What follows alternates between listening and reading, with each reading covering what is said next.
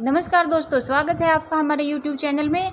दोस्तों, महंगाई की जो दर है वो 2 से 6% के स्तर से भी ऊपर बनी हुई है। जी हाँ, RBI के मुताबिक महंगाई की जो ये दर है ये सामान्य से बहुत ज़्यादा ऊपर पहुंच चुकी है और इस महंगाई की दर की वजह से ही हमारे बहुत ज़्यादा चांसेस इस समय बढ़ रहे हैं कि जो DA है उसमें 5% की बढ़ोतरी की जाए।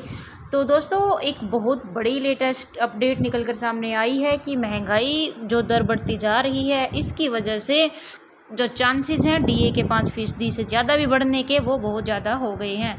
इस खबर के माध्यम से हम आपको विस्तार से बताएंगे कि आखिर क्या है ये मामला। तो अगर आपने अभी तक हमारे चैनल को सब्सक्राइब नहीं किया तो प्लीज़ हमारे चैनल को सब्सक्राइब कीजिए और वीडियो को अंत तक देखिए ताकि पूरा का पूरा जो प्रोसेस हम इस वीडियो के अंदर आपको बताते हैं आपको अच्छे से पता चले। और साथ ही साथ बेल आइकन को जरूर प्रेस कीजिए ताकि आने वाली हर अपडेट आपको सबसे पहले मिले। चलिए अब हम वीडियो में आगे बढ़ते हैं। दोस्तों, जो महंगाई भत्ता है कर्मचारियों को जो मुद्रास्फीति से निपटने में मदद करता है। DA में साल में 2 बार आपका रिवीजन किया जाता है। पहला रिवीजन जो होता है वो जनवरी के महीने में किया जाता है और दूसरा रिवीजन जो होता है वो जुलाई में किया जाता है।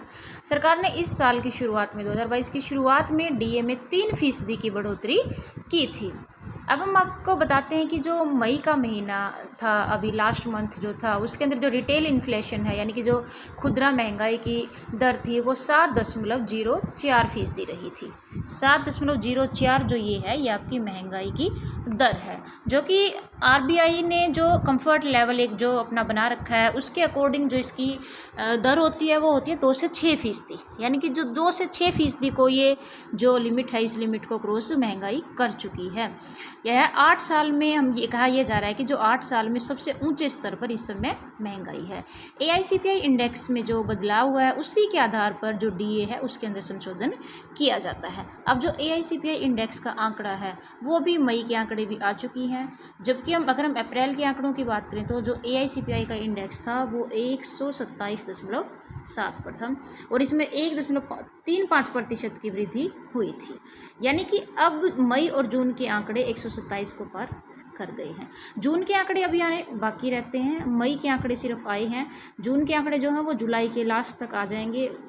कहा यह जा रहा है कि 31 जुलाई तक आपका जो जून के आंकड़े हैं, जून का जो AICPI इंडेक्स है वो आ जाएगा और जैसे ही जून के जो AICPI इंडेक्स है उसकी वैल्यू पता चल जाएगी 31 जुलाई को, तो उसके बाद ये लगभग तय हो जाएगा कि जो आपका DA है उसमें कितनी वृद्धि होगी, क्योंकि फाइनल जो वृद्धि होगी सरकार वो उसी के बेस पे करेगी जब आपका जून का आंकड़ा भी आ जाएगा।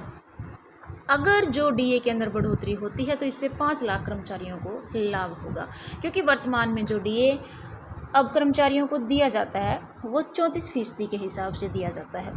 अगर यह इस बढ़कर 39% हो जाता है तो इस फैसले से 50 लाख से भी अधिक सरकारी कर्मचारी और 65 लाख पेंशन भोगियों को फ़ायदा होगा। तो अब हम ये कह सकते हैं कि अगर 1 जुलाई से कर्मचारियों का DA बढ़ता है तो उनका जो DA है वो 34 से बढ़ के 39% हो जाएगा। अब हम अगर बात करें तो जो महंगाई भत्ता है, वर्तमान में जो महंगाई भत्ता मिलता है वो आपको मिलता है 19,346 रुपये। अगर 5% DA बढ़ जाता है तो सालाना करीब 34,140 रुपये बढ़ जाएंगे। अब मीडिया सूत्रों के मुताबिक जो केंद्र सरकार के लाखों कर्मचारी हैं जो कि अपने महंगाई भत्ते में बढ़ोतरी की घोषणा का इंतजार कर रहे हैं, उन्हें जुलाई में DA में भारी वृद्धि मिल सकती है। सबसे जो हालिया दृष्टिकोण जो जन्म दे रहा है, जो इस बात का सबसे ज़्यादा अंदाज़ा इस बात से लगाया जा रहा है कि जो AICPI का इंडेक्स है, AICPI का जो मई का इंडेक्स है उसमें अच्छी खासी वृद्धि हुई थी।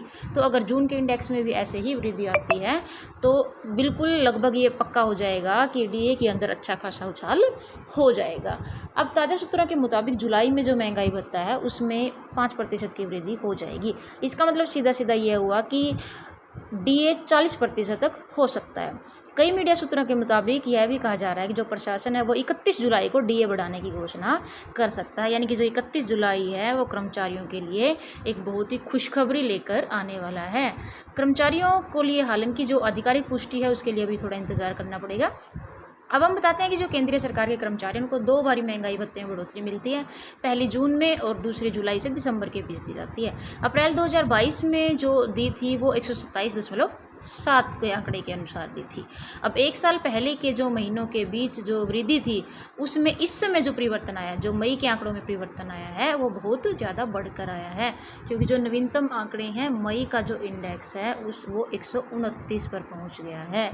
अभी जून के आंकड़े आने के बाद ये लगभग तय है कि डीए के अंदर 5 से 6% की वृद्धि हो जाएगी। अब हम आपको एक और बहुत बड़ी खबर बताते हैं कि जो फिटमेंट फैक्टर है उस पर भी बड़ा अपडेट आ गया है। केंद्रीय मंत्रिमंडल ने जून 2017 में 34 संशोधनों के साथ जो 7th पे कमीशन की सिफारिश दी उसको मंजूरी दी थी। तो सरकार जल्द ही, अब सबसे बड़ी बात निकल कर जो सामने आ रही है वो ये है कि सरकार जल्द ही फिटमेंट फैक्टर बढ़ाने पर मंजूरी दे सकती है। इससे क्या होगा कि जो मिनिमम बेसिक पे है वो 18,000 रुपये से बढ़कर 26,000 रुपये हो जाएगी।